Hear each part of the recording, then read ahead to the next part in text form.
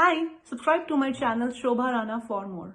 So, how does one that is in a corporate job and the youth and the people who are going to watch this podcast, what should their understanding of purpose be?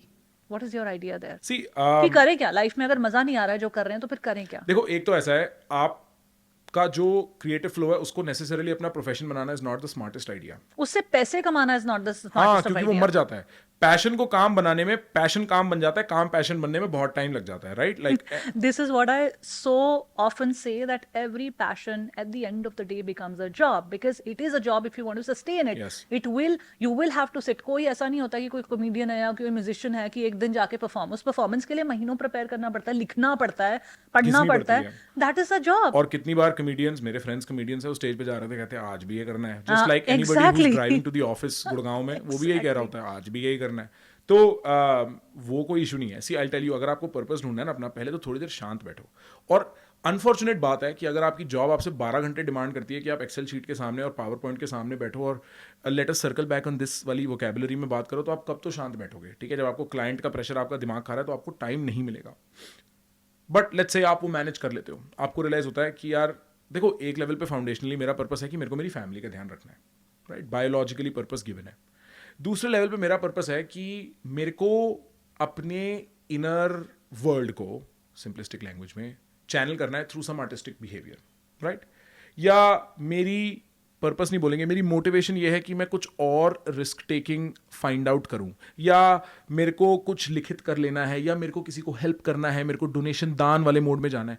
When you get silent enough, you realise there is something I have about myself that is still left unexpressed. And in that moment, in that local time frame, that is your purpose. So आपको purpose को समझने के लिए कोई global universal statement of direction नहीं चाहिए. आपको बस 5 मिनट शांत रहना है और आपको देखना है आपके अंदर से ऑनेस्ट आवाज क्या आती है. और हो सकता है आपकी लाइफ की एंग्जाइटी हो सकता है आपकी लाइफ की सैडनेसेस हो सकता है आपकी लाइफ की एडिक्शंस हो, खुशी को लेके, राग और द्वेष कहते हैं इसको स्पिरिचुअल लैंग्वेज में. That might distort the perception of what your purpose is. Then stay silent for 5 more minutes. Yeah. Then stay silent for 20 more minutes. Keep Yeah. sitting.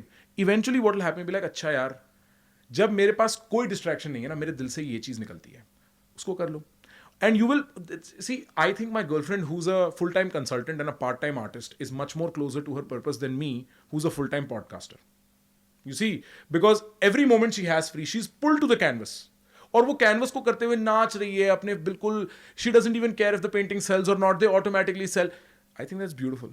I think that's much more rewarding than That's what universe aligning its energies to support you when you are so in flow Yeah.